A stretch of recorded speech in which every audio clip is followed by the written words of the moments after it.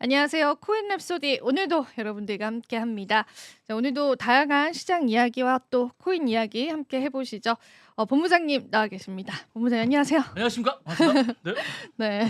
오늘도 또 본부장님의 이야기 많이들 기다리고 계신데 일단 제가 암호화폐 브리핑부터 좀 도와드리도록 하겠습니다. 요즘에 이제 비트코인이 최근 들어서 굉장히 많이 조정이 좀 나와주고 있는 상황이고요. 공포 탐욕 지수도 조금 내려와서 이제 공포 쪽으로의 심리가 굉장히 많은 시점이라고 보시면 되고요. 간밤에 또 그 카르다노 에이다랑 또 체인링크 쪽 조정이 조금 나왔어요. 근데 이제 전반적으로 이제 상승의 기조를 좀 많이 보여주기는 했습니다. 큰 상승은 아니고요. 그래도 이제 이더리움이 좀 계속 좋은 흐름들 보여주고 있는 상황이고 마켓캡도 이제 작긴 하지만 0.3% 가량 좀 상승을 하면서 유동성적인 측면에서는 좋은 흐름까지도 확인이 됐습니다. 지금 라이트코인은 ETF 출시 기대감이 좀 있다 보니까 간밤에도 8% 가량 상승을 했거든요. 그래서 그런 부분들을 좀 부각을 받으면서 이 시장에서 계속 이제 추가적인 상승 랠리에 관한 기대감이 있습니다.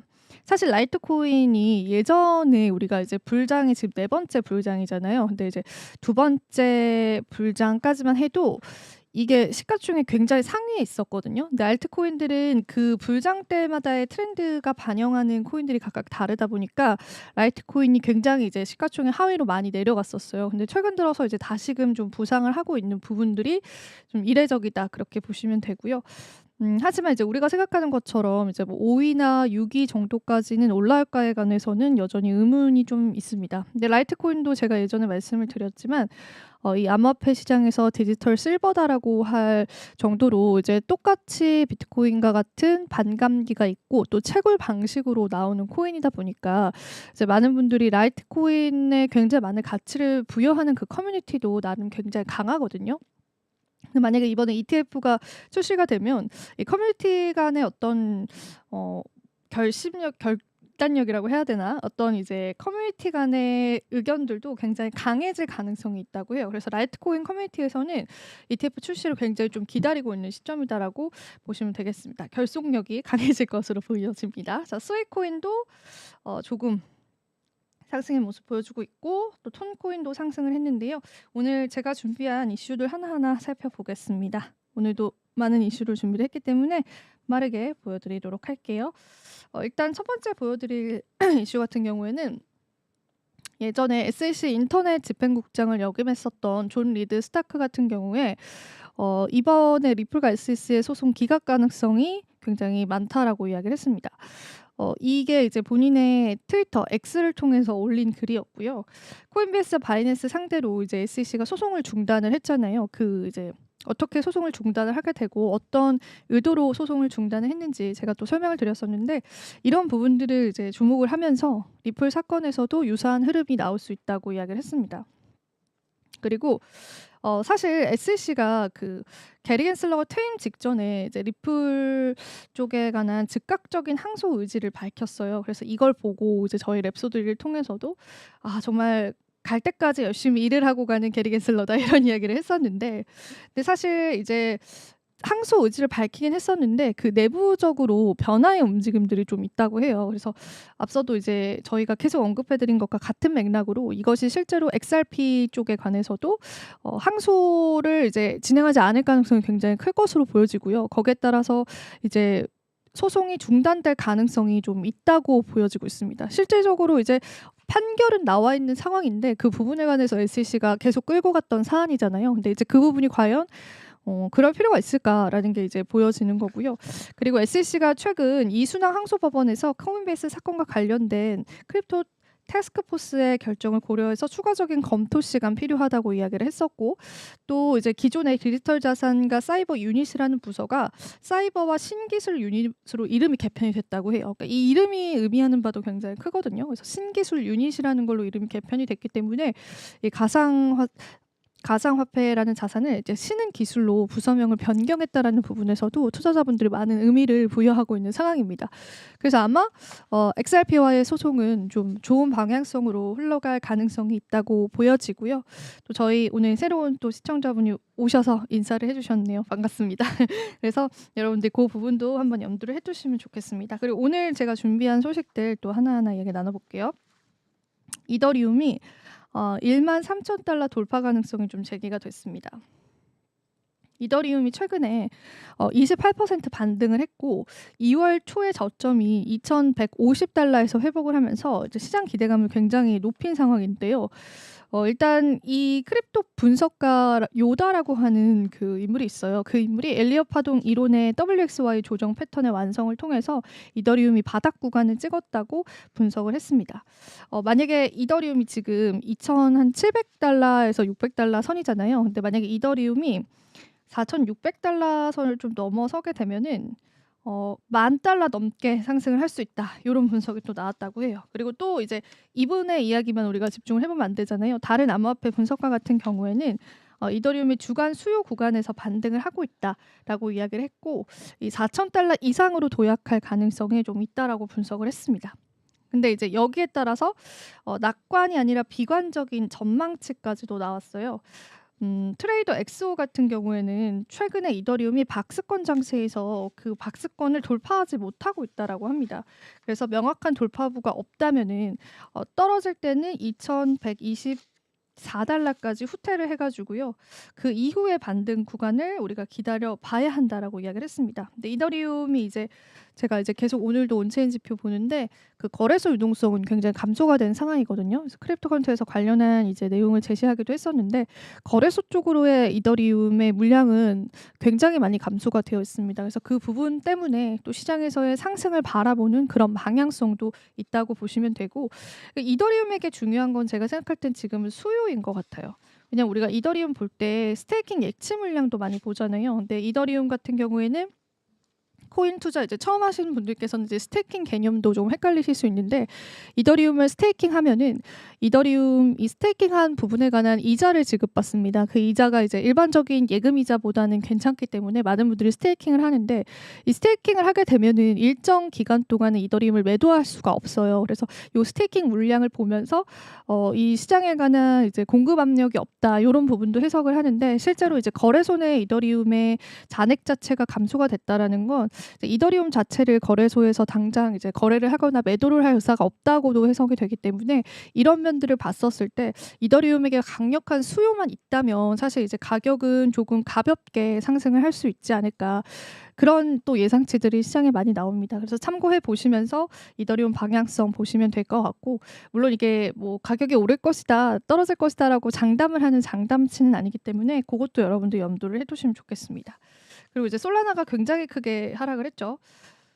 이제 솔라나 같은 경우에는 지난 30일 동안 30%, 32%가량 하락을 했어요. 그래서 굉장히 큰 폭으로 하락을 했는데 비트코인과 이더리움 대비해서도 부진한 성적이 나와주고 있고 같은 기간 동안 이제 비트코인 같은 경우에는 8% 그리고 이더리움은 17% 하락을 했다고 합니다.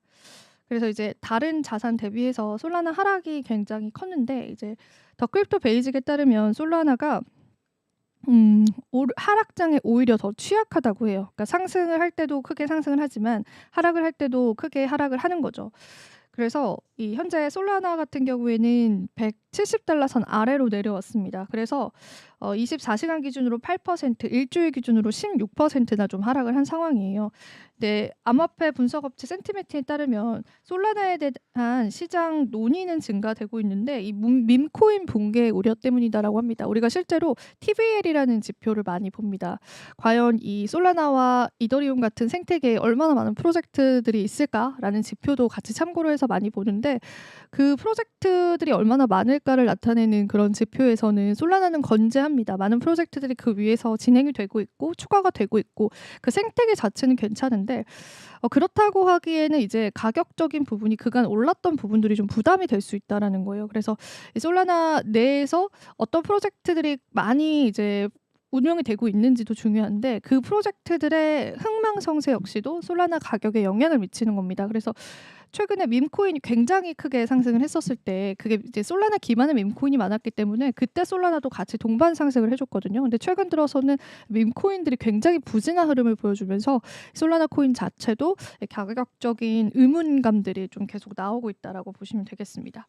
솔라나 기반의 밈코인 같은 경우에는 대다수 실질적인 이제 주체가 부족합니다. 어제도 언급드린 것 같은데 밈코인이 대부분 그렇죠. 그러니까 밈이라고 하는 거는 장난스러운 장면 뭐 그런 것들에 의한 코인이 발행된 경우가 많고 한 인물 뭐 이런 코인이 발행된 경우가 많기 때문에 그 부분들 때문에 실제로 도지코인을 여러분 누가 만든지 아십니까? 퀄컴의 엔지니어가 만든 거예요. 퀄컴의 엔지니어가 도지코인 만들 때 그 블록체인 이런 거 너무 어렵고 복잡해. 기술 뭐 이런 거 너무 어렵고 복잡해. 물론 그분은 다 이해를 하셨겠지만 그냥 이제 암호화폐 시장을 풍자하자 이런 의미로 만들었던 게 사실 도지코인이거든요. 근데 그 이후에 일론 머스크가 도지코인을 너무나 사랑을 하게 되면서 도지코인이 큰 가격을 올렸지만 그러니까 이런 거는 이제 한편으로 봤을 때는 풍자의 의미가 있지만 다른 한편으로는 그만큼 실체는 없다 이런 인식이 있는 거죠. 근데 그게 이제 솔라나 기반의 밈코인들이 상당히 많기 때문에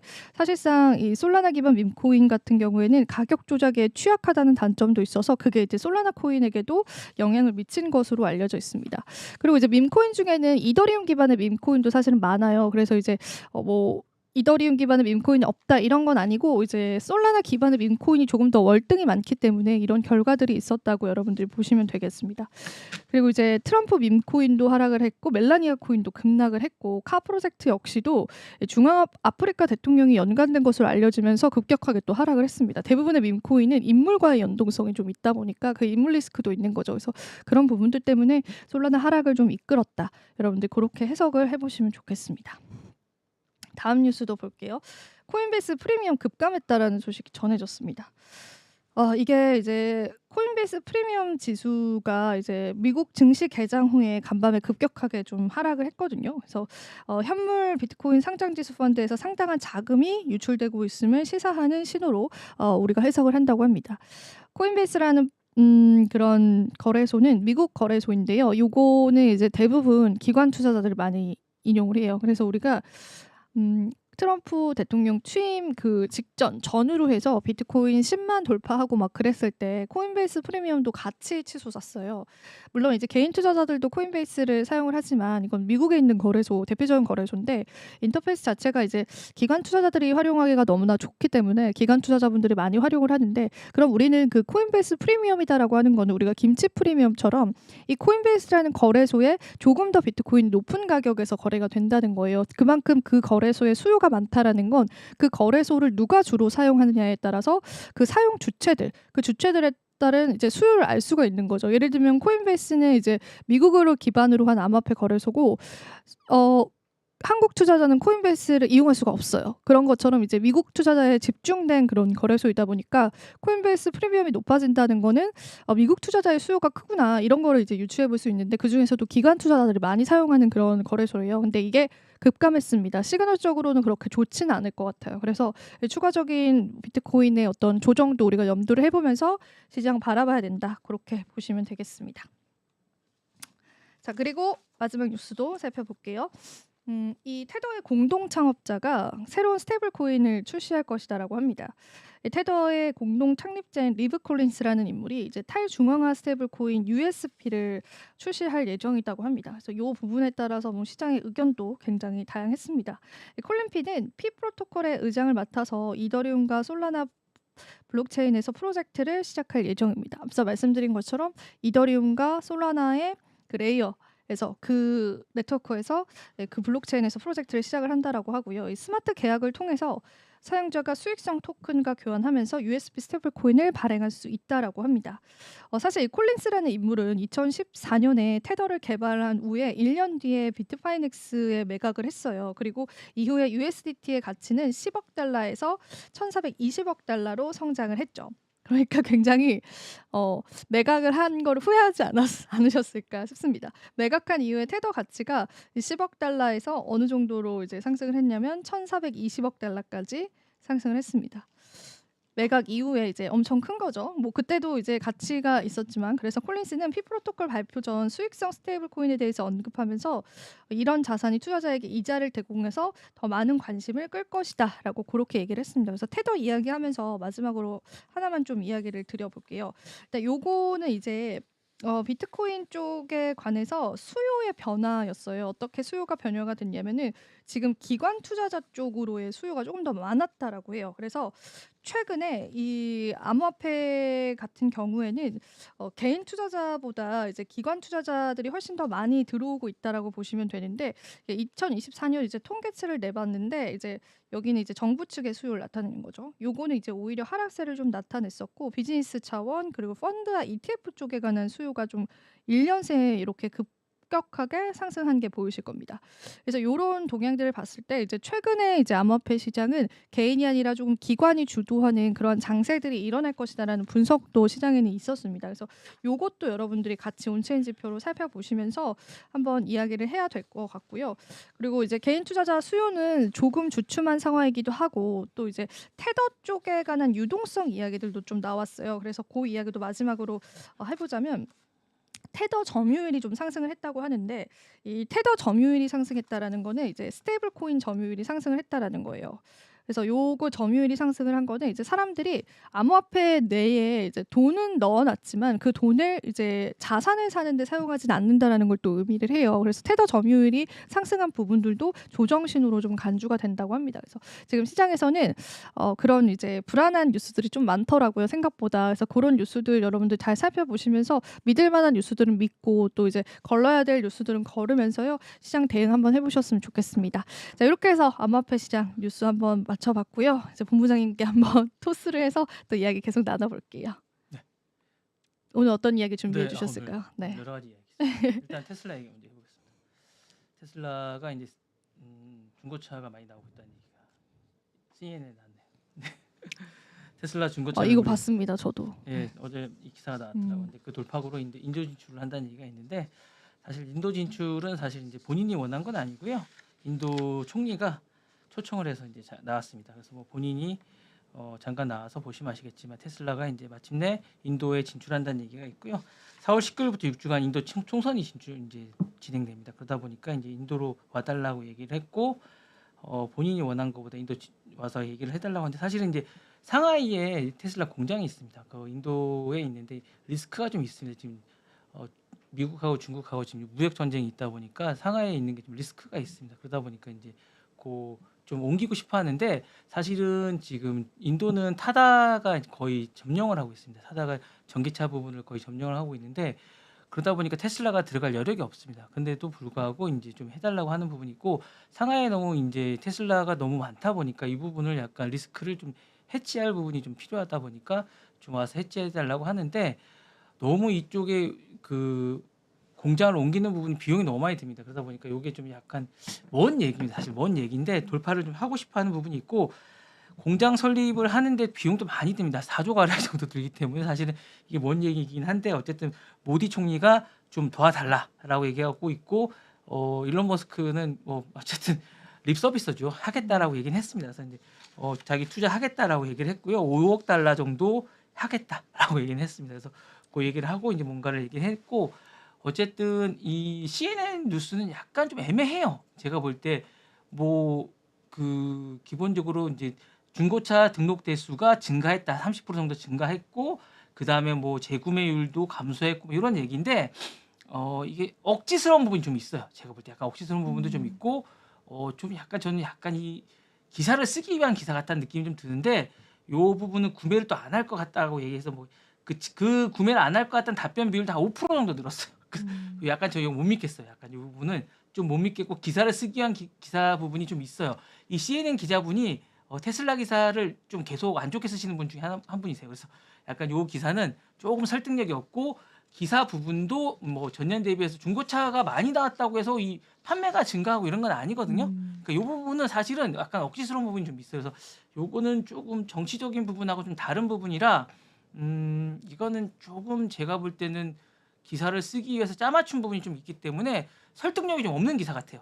이거는 약간 설득력이 없는 기사고, 세일과 약간 상관이 없는, 이게 앞뒤가 좀 안 맞는 기사 같아요. 그러니까 일론 머스크의 정치적 비용하고 테슬라의 세일 부분하고는 좀 안 맞는 기사 같습니다. 제가 볼 때 이건 설득력이 안 맞는 것 같고 다만 테슬라의 그 세일이 상승하지 않는 부분 맞습니다. 상승하지 않는 부분이 좀 있는 건 맞습니다. 그러니까 테슬라가 돌파구가 좀 있어야 되고 사실은 제가 이제 주가가 어제 그렇게 막강하게 뭔가 퍼포먼스를 했음에도 불구하고 이게 테슬라나 스페이스 그러니까 테슬라의 주가가 많이 안 올라가는 거가 좀 약간 갸우뚱하긴 했어요. 그러니까 이게 사실은 스페이스X나 테슬라 그러니까 그록이나 이런 퍼포먼스가 테슬라의 주가에 반영이 되지 않는 거는 분명한 것 같아요. 이런 부분이 정확하게 그 주가에 반영이 되지는 않는 것 같긴 해요. 기본적으로 이게 이 일론 머스크의 그 원맨 쇼가 기본적으로 이제 반영이 되진 않는다. 이런 생각은 듭니다. 그래서 기본적으로 그런 것들이 안 되는구나라는 제가 좀 궁금했거든요 어제. 근데 전혀 반영은 안 되더라고요. 그러게요. 저도 좀 신기하네요. 네네 이제 그런 게 반영이 전혀 되지 안 되네요. 예 전혀 안 되더라고요. 이제 그런 부분은 반영이 안 되고 그건 그거 이건 이거다라는 생각이 됐고 이미 선 반영이 이제 그 프리미엄은 다 된 것 같아요. 이제 끝난 것 같아요. 제가 볼 때. 예. 테슬라는. 예, 테슬라는 이미 다 끝난 것 같다라는 생각이 좀 들고 자율주행이나 이제 이게 스페이스X나 이런 것들이 어디로 반영이 될지 어떻게 반영이 될지는 잘 모르겠어요 이제 이런 어떤 프리미엄이 이제 일론 머스크의 프리미엄이 어떤 식으로 반영이 될지를 잘 모르겠습니다. 이제 테슬라 쪽에는 반영이 안 될 것 같은 생각이 드니까 이 주가의 반영이나 이 일론 머스크의 프리미엄이 어떤 식으로 반영이 될지는 잘 모르겠어요. 그러니까 테슬라 주가에는 반영이 안 될 것 같아요. 일론 머스크의 프리미엄이 이제는 그 주식에는 반영이 안 될 것 같다. 거기로는 프리미엄이 가지 않을 것 같다라고 이제 생각을 하는 거죠. 그러니까 거기 주식에 프리미엄이 반영이 될 것 같아요. 왜냐하면 왜 그게 반영이 안 되냐면 일론 머스크가 거기에 주식에 뭔가를 혜택을 줄 수는 없는 거죠. 그러니까 머스크가 이제 그 차량을 대규모로 정부에 뭐 수주를 주거나 이렇게 할 수가 없는 거죠. 그러니까 그 회사에 혜택을 줄 수가 없는 거예요. 그래서 주식에 반영이 안 되는 겁니다. 발주를 주거나 이럴 수가 없는 거예요. 그래서 이제 그 테슬라에 뭔가 혜택을 줄 수가 없는 거예요. 왜냐하면 그게 막혀버리는 거예요. 그렇기 때문에 이제 그 프리미엄이 될 수가 없는 거예요. 예, 이제 혜택에 뭘 주는 거예요. 연결고리가 없는 겁니다. 그래서 그런 것 같아요. 제가 볼 때. 네. 그러니까 그록이 그 회사 제품이거나 그러지 않는 거죠. 그렇기 때문에 그런 것 같습니다. 예. 맞아요. 그런 게 있는 것 동의합니다. 같습니다. 그래서 이제 제가 볼 때는 사람들이 냉정하게 되는 거죠. 그러니까 테슬라 이꼬로 이제 일론 머스크가 아닌 거예요. 예. 그렇게 이제 깨닫는 거죠 사람들이. 예, 그래서 그런 것 같습니다. 너무 늦게 깨달은 거 아닙니까? 꿈에서 깨어난 것 같습니다. 꿈에서 깼어요. 맞아요. 네네, 그 표현이 네, 정확합니다. 꿈에서 깨어나신 것 같습니다. 네. 그래서 이제 이게 그대로 이제 주가에 반영이 안 된 것 같고요. 이 기사는 제가 봤는데 사실은 약간 어쩌기스러운 게 있고 다만 이제 이 기사랑 상관없이 제가 이제 보게 되는 기사 중에 하나는 테슬라가 상승을 해야 되는 건 분명한데 지금까지 프리미엄을 보면 그게 멈춰 있는 건 분명한 것 같습니다. 그러니까 이 기사와 상관없이 테슬라가 상승해야 되는데도 불구하고 지금까지 프리미엄을 보면 멈춰 있는 건 분명합니다. 그러니까 상승을 못 하고 있는 건 분명합니다. 사실은 100달러에서 400달러까지 오면서 기대감을 받고는 충분히 상승 여력이 충분히 있었는데 그 상승에 비춰볼 때 상승을 못한 거 맞거든요. 그래서 그런 걸 볼 때는 사실은 지금 충분히 3배만큼의 어떤 퍼포먼스가 있느냐 없습니다. 그러면 이거는 분명히 문제가 좀 있는 거거든요. 그래서 이제 이런 걸 볼 때는 실망감을 줬다. 그럼 그게 주가에 그대로 반영이 되고 있다. 이런 거 맞는 것 같습니다. 네. 그래서 뭔가 돌파구를 찾아야 되는 게 아닌가라는 생각이 들고 있고요. 지금 그런 걸 볼 때 또 위기감은 좀 있는 것 같아요. 미중에서 볼 때 많은 것들이 이제 중국에 많은 게 있거든요. 그런 걸 볼 때 좀 위기는 있는 것 같습니다. 네. 다음 소식 보시겠습니다. 자, 이거 하웨이거든요. 저 이거 볼 때 멋있는 것 같아요. 우와. 신제품이 나왔어요. 너무 얇아요. 3중폰이에요. 우와. 트리폴드. 최근에 이제 세계 최초로 2번 접히는 트리폴드 스마트폰 메이트 XT거든요. 말레이시아에서 이제 출시 발표를 했어요. 사우디 이제 아라비아하고 UAE에서 판매 중이고요. 가격은 3,499유로. 우리나라 돈으로 약 530만 원입니다. 3개 화면을 활용할 수 있는 디자인이고 기존 폴더폰과 이제 차별화되는 약간 폴더 풀폰이라고 얘기하네요. 이 문제가 뭐냐면 이게 이제 그 안드로이드 OS가 차단이 돼요. 이제 이게 트럼프 행정부가 이제 2019년에 보시면 첨단 반도체 구글 안드로이드 OS를 차단하기 시작했어요. 그래서 이제 저도 가끔 이제 중국 그 현지 그 탭을 사요. 음. 그럼 이걸 어떻게 하느냐? 그러니까 강제로 이걸 깔아요. 음. 그러니까 이제 이렇게 어떻게 하냐면 중국 그거를 강제로 오페라 같은 걸 깔아요. 오페라 OS라고 있어요. 그걸 깐 다음에 거기서 그 다음에 이제 그 중국에서 이제 강제로 뭘 깐 다음에 다시 안드로이드를 깐 다음에 다시 거기서 깔아서 다시 해서 다시 깔아요. 너무 번거로운데요? 네, 번거로 와서 다시 해서 이제 음. 플레이를 깔아서 다시 쓰는 게 되는 거 깔아요. 그래서 불편하게 되는데 그래서 다시 쓰게 되는 한글화를 시켜서 하는 방법이 좀 있거든요.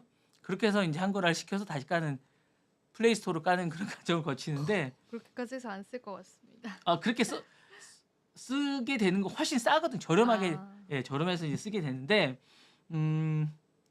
어쨌거나 이제 이게 중국 점유율은 많이 되게 됩니다. 중국 점유율이 12에서 17%로 증가하게 됐고 어쨌든 이게 이제 CNBC는 메이트 XT가 이제 하웨이 글로벌 시장을 이제 시험하는 제품이라고 얘기를 합니다.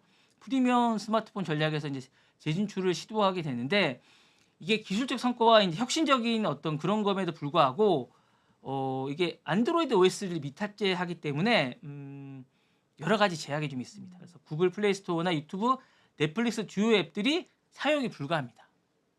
그러니까 대중보다는 이제 부유층의 럭셔리 폰이라는 거 530만 달러고 이제 판매 목표는 50만 대 수준 예상이라고 합니다. 약 15억 달러 정도 기대한다고 얘기를 하는데 어쨌든 이게 너무 얇고 혁신적인 기술이라는 거 이제 삼성도 사실 못 만들었던 그런 제품이기 때문에 이제 여러 가지가 있지만 어쨌든 구글 서비스를 잘 못한다고 하는데 한국의 이제 얼리 어댑터들은 쓸 거라는 거. 뭐 저도 한번 써볼까 좀 생각 중입니다. 오, 신기한데요? 사서 한번 제가 보여드리겠습니다. 오, 보여주세요. 네, 여기서. 한번 사볼까요? 오, 네. 한번 사서 보여드릴까요? 네, 네, 네, 네. 사서 제가 이제 좋아요. 한글 강제화를 시켜서 한번 보여드릴까요? 네, 예, 네. 한번 보여드리겠습니다. 오, 네, 기대해 볼게요. 네, 한번 사서 이렇게 쫙 한번 보여드릴까요? 너무 쫙 좋아요. 사서, 네. 한번 이거 네. 제가 한번 수입해서 한번 보여드리겠습니다. 네, AS도 안 되는 다음 사서 한번 제가 보여드리겠습니다. 네, 메이트 프로라고 이게 이제 한글 강제화라는 한글화라는 방법이 있거든요.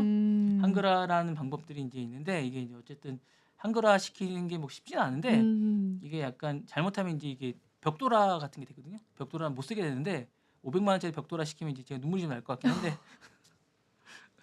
아, 500만 원 이나 하면은 좀 그렇네요. 아니 벽돌화 돼도 네. 뭐 괜찮습니다. 어쨌든 뭐 아니요, 사지 마세요. 아니 사서 한번 네. 보여드리겠습니다. 좋을 것 같아요. 이거 네. 얇아가지고 이게 약간 이게 어디 가서 한번 쫙 랩소디 펼쳐주면 시청자분들에게 한번 네, 한번 보여주세요. 쫙 펼쳐주면 괜찮을 것 같습니다. 네. 그래서 한번 여기서 딱 보면서 펼쳐놓고 방송할까요 이렇게? 네, 좋습니다. 네, 괜찮을 것 같습니다. 그래서 재밌을 것 같습니다.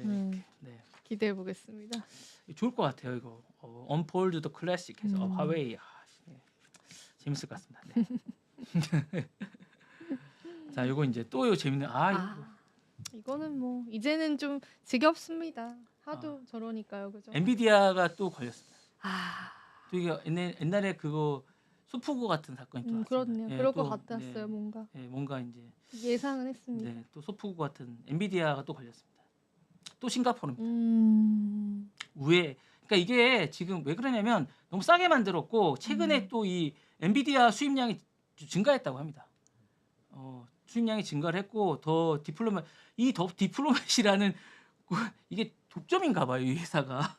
2024년 중국 AI 개발에 필요한 반도체를 확보한 걸로 기억이 나고 직접 회로 IC 수입량이 뭐 10.4% 증가했다고 합니다. 그래서 이제 요 상무장관 러트닉이 뭐 강화할 거라고 하는데 이게 만약에 사실은 제가 이제 보니까 어제도 이제 조사한 거 보니까 이게 없으면 사실은 이걸 못 만드는 것 같아요.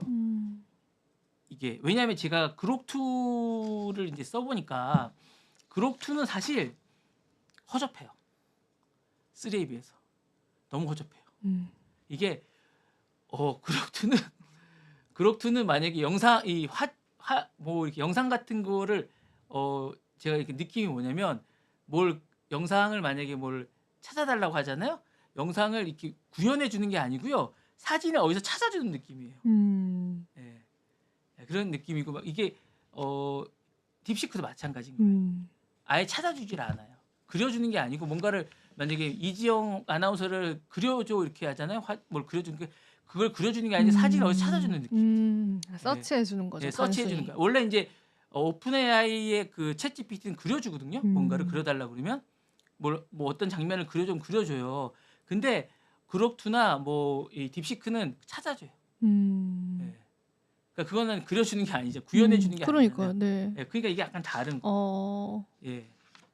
그리고 뭔가 화소 차이가 좀 있는 것 같아요. AI 그 어떤 GPU 차이가 아. 확실히 좀 있는 것 같아요. 그런가 보다. 예, GPU를 확실히 많이 못 쓰면, 아. 그러니까 이 엔비디아 GPU를 많이 안 갖고 있는 거 갖고 있는 차이는 정말 있는 것 같아요. 예, 중요해지는 거죠, 예, 엔비디아가 그러니까 더. 이거를 만약에 못 쓰게 하잖아요. 그러면 정말 차이가 있는 것 같습니다. 네. 그러니까 그 차이를 정말 상무부에서 투입을 못하게 하고 그 낮은 단계의 GPU를 쓰게 되면 정말 차이가 있는 거죠. 만약에 HBX 같은 걸 만약에 고급 AI를 못 쓰게 하잖아요. 그러면 분명히 차이가 있습니다. 네. 이 기술력 차이가 정말 있는 거죠. 네. 엔비디아가 정말 중요한 기업입니다. 맞아요. 네. 부럽습니다. 네. 아, 한국도 참 엔비디아를 참 그러니까요. 네. 그다음 소식이 정말 중요한 소식입니다. 뭐야? 이게 뭐예요? KFC 본사를 원래 이제 켄터키에 있었는데요. 이제 텍사스로 이전합니다. 그게 왜 중요할까요, 근데? 그러면 이제 KFC가 아니고요. TFC로 해야 됩니다. 아, 그렇게 이제 바꾼대요, 사명을? 그럴까 그러진 말까 지금 고민해야 됩니다. 아니 KFC 원래 이제 모기업이 염 브랜즈라는 켄터키 루이비슬에서 텍사스 플라노 본사로 이전하기로 확정이 됐습니다. 오늘 KFC 먹으려고 그랬는데. 그래서 이제 KFC로 가야겠네요. TFC로 이제 가셔야 됩니다. 저는 진짜 KFC 먹으려고 그랬어요. 그래서 이제 저녁에. 그래서 이제 이게 논란이 되고 있어요. 지금 문제가 기사가 났어요. 이게 오. 지금 제가 이제 특종인데 이게 특종입니다. 이거는. 그래서 이제 음. 지금 이 외신을 지금 플라노 외신을 지금 베껴왔습니다. KFC 이제 now TFC 이렇게 나온 거예요. 오. 지금 논란이 되고 있어서 지금 난리가 났습니다. 지금 미국에서. 그래서 현지 반응이 약 100명의 이제 직원이 이제 플라노로 이전해야 되는데 KFC 창립주의 본사에 반발되고 있어요. 앤디 버시오 주지사가 KFC 창립자도 실망할 것이다라고 이게 원래 이제 대령이 처음에 1930년 켄트 콜빈 샌더스 대령이 창립을 했는데 특유의 허브 향신료를 이제 해서 성장을 하게 된 거거든요. 그래서 이제 옮기지 마라. 근데 이전하게 했어요. 이제 이전 대상은 KFC 피차헛이 텍사스 폴란으로 하고 타코벨 헤비 버거 그릴은 캠퍼스 얼바인으로 가기로 확정이 됐어요. 그러다 보니까 이제 이게 하게 됐는데 아직 확정은 안 됐어요. 이름 어떻게 하게 될지는. 근데 어차피 뭐 이제 KFC로 갈 가능성은 높은데 어떻게 될지 모르겠어요. 일단 이름은 어떻게 할지 최종 어떻게 될지 모르겠는데 KFC 해달라고 좀 얘기를 하고 있는데 TFC 갈 가능성이 있죠. 원래는 이제 텍사스 본사니까 TFC로 하는 게 맞잖아요. 근데 어감이 좀 이상해요. 근데 좀 예, 별로 예. 이제 처음부터 TFC였으면은 받아들였을 것 예, 같은데 이게 어떻게 할지 잘 모르겠어요. 네. 논란이 지금 되고 있습니다. 그래서 지금 너무 웃기네요. 그래서 지금 이렇게 가고 하지만 있다라는. 치킨은 맛있겠습니다. 이게 이제 어차피 텍사스로 가는 이유는 세금 때문에 이제 가게 돼요. 아. 텍사스가 이제 세금이 중요하거든요. 그래서 텍사스 오스틴이 원래 텍사스 오스틴이 세금이 쌉니다. 대학도 좋고요. 텍사스 오스틴 대학이 좋습니다. 네. 혹시 유학 가실 분들은 텍사스 오스틴 제 추천이 강추입니다. 가십시오. 네. 가보신 분들은 아유, 압니다. 아주 핫한 속보입니다. 놀 데가 전혀 없습니다. 공부하기 진짜 좋습니다. 텍사스 그런 오스틴은 의미에서 놀 데가 전혀 없습니다. 그런 의미에서 예. 네. 공부하기 진짜 좋습니다. 나가셔도 놀 데가 없습니다. 술집도 없습니다. 네. 좋습니다. 네. 네. 이게 될지 모르기 때문에 여러분들 이렇게 텍사스로 바뀌게 됐습니다. KFC. 본사는 바뀌었습니다. 본사 바뀌었다는 얘기 일단 해드리려고 잠깐 이렇게 말씀. 재밌는 소식이라서 잠깐 제가 말씀드렸습니다. 이렇게 기사가 나서 제가 잠깐 가져왔습니다. 오늘 따끈따끈한 소식입니다. 진짜 너무 따끈따끈해요. 네. 다음 소식 전해드리겠습니다. 자, 애플의 구글 전자책이 이제 수수료 없이 살 수 있다는 얘기. 애플 앱에서 이제 애플 사용하시는 분들이 구글 전자책을 수수료 30% 지불하지 않고 살 수 있다는 소식을 이제 전해드렸습니다. 이게 애플이 왜 그렇게 됐냐? 이제 이걸 소송이 2022년 일본 공정위원회와 애플이 합의하에 규정이 된 겁니다. 그래서 이렇게 해서 이제 이걸 됐다고 이제 테크 크런치에서 나온 소식입니다. 그래서 이게 애플 앱에서 하면 이게 구글 그 전자책 사이트로 옮겨가게 돼 있어요. 이렇게 보시면 아시겠지만 오른쪽 이렇게 사이트로, 그러니까 앱에서 구글 그 앱이 아니라 사이트로 넘어갑니다. 그래서 이제 이걸 살 수 있다라는 얘기를 했습니다. 그래서 구글 플레이북에서 이제 그 직접 판매가 가능해서 이동하게 됩니다. 그래서 회피를 해서 이제 회피라고 하죠. 이렇게 쑥 해서 이제 우회해서 구매가 가능하게 됐다라는 소식을 전해드리려고 했는데 이게 이제 활성화돼서 이제 피하는 게 중요한 가능성이 돼서 이게 소송에 의해서 이제 가게 됐다라는 얘기를 하게 됩니다. 그러니까 점점 더 살기 좋게 됐다. 소송을 해야 된다. 여러분 이 얘기를 해드리려고 잠깐 꿀팁을 이제 전해드린 거서 전자책으로 사시게 되는 분들은 이렇게 됐다라는 얘기가 있어서 이렇게 피하게 되니까 사게 됐고요. 참고로 제가 이런 것들이 이제 여러 가지가 있는데 PC에서 뭘 사시면 앱이라도 뭔가를 사시게 되면 이런 것들 수수료를 지불하지 않습니다. 그러니까 만약에 어떤 우리가 만약에 뭐 우리가 게임을 그 게임이나 네, 뭐 뭐 앱 같은 거를 컨텐츠를 네, 사시잖아요. 맞아요. 그럼 PC에서 사십시오. 음. 그러면 구글이나 플레이스토어 같은 것들도 수수료가 수수료가 없습니다. 음. 훨씬 쌉니다. 그러니까 기본적으로 PC에서 하십시오. 같은 것들에도 음. 뭐 만약에 우리가 컨텐츠를 사시잖아요. 그러니까 뭐 만약에 뭐 우리가 뭐 전자책이든 어떤 컨텐츠를 만약 사실 때 뭐 만약에 우리가 많은 컨텐츠를 있잖아요. 그럼 뭐 우리가 사실 때 그리고 뭐 그 네이버나 카카오 같은 데서 컨텐츠 같은 거 사실 때 PC에서 사시면 수수료가 없고 훨씬 싸고 더 많이 사십니다. 그러니까 그렇게 사시 한 20% 정도 쌉니다. 그래서 사시는 게 좋습니다. 그렇게 사시라고. 아니면 이모티콘도 훨씬 쌉니다. 그렇게 사시라고 말씀드리고 싶습니다. 네. 꿀팁입니다, 여러분. 감사합니다. 네. 다음 소식 알겠습니다. 예. 이거 마지막 소식입니다. 이거 TSMC는 인텔 공장을 사고 싶지 않겠지만 만약에 하지 않으시면 반독점이 트럼프가 할 가능성이 거의 100%입니다. 예, 꼭 하셔야 됩니다. 제가 볼 때. 예, 그렇게 하지 않으시면 소송이 바로 들어갈 가능성이 되게 높습니다. 그러니까 저는 이거는 거의 100%라고 봅니다. 제가 볼 때. 그렇기 때문에 꼭 하셔야 될 가능성이 높습니다. 왜냐하면 카드를 한다고 대만 언론들이 보도하고 있습니다. 이게 틀림없이 할 가능성이 높고요. 지금 만지작만지작하고 있다고 얘기합니다. 그래서 사실은 뭐 TSMC 경영진들은 안 할 가능성도 높고 협상이 뭐 여러 개 있다고 하지만 트럼프가 100% 한다고 거의 공표를 하고 있습니다. 그래서 거의 해야 되고요. 그렇지 않을 경우에는 이제 트럼프가 바로 하겠다고 얘기를 하고 있습니다. 그래서 압박을 못 견디고 타협할 가능성이 높다고 얘기하고 있고요. 공장은 기본적으로 해야 되고 브로드컴이 알짜배기만 인텔 건 가져갈 가능성이 높다고 합니다. 그래서 반반 나눠서 분해할 가능성이 있고 왜냐하면 이게 유권자들이 너무 많아서 인텔을 안 팔 가능성이 이 분해해서 나눠야 된다고 얘기를 합니다. 그리고 이 인텔이 끝나고 나면 지금 공룡들의 기업들을 다 해체해야 된다고 한답니다. 그래서 뭐 보잉이나 나머지 기업들도 지금 큰 덩어리들 다 해체해서 해외에 돈을 많이 버는 기업들에게 다 나눠줘서 해야 된다고 한답니다. 그래서 지금 해체해야 될 기업들이 많이 있고 그렇게 한다고 하는데 그 첫 타겟으로 돈 많이 버는 TSMC에게 이걸 넘겨줘야 된다고. 왜냐하면 이게 또 퀄컴이 그 전에 그 인수 실패 사례가 있어서 이게 지금 첫 타겟으로 성공적으로 해야 된다고 한답니다. 그래서 이게 TSMC를 잘못하면 트럼프가 실수를 하면 안 되기 때문에 이걸 압박을 해서 꼭 해야 된다고 합니다. 그래서 TSMC를 잘못하면 안 되기 때문에 꼭 해야 되는 그런 사례가 되고 있기 때문에 안 되면 이걸 잘못하면 자기가 바로 반독점 조사를 해서라도 꼭 해야 되는 그런 사례이기 때문에 아마 하게 되지 않을까라는 생각이 듭니다. 네. 오늘 제가 준비한 소식은 여기까지입니다. 또 네. 재밌게 들었습니다, 부부장이. 항상 좋은 소식. TFC. 네. 네. TFC 오늘 네. 키워드입니다. 네. 자, 오늘 또 랩소디 긴 시간 동안 여러분 시청해 주셔서 감사드리고요. 저희는 또 내일 찾아뵙도록 할게요. 시청해 주신 여러분 고맙습니다. 감사합니다.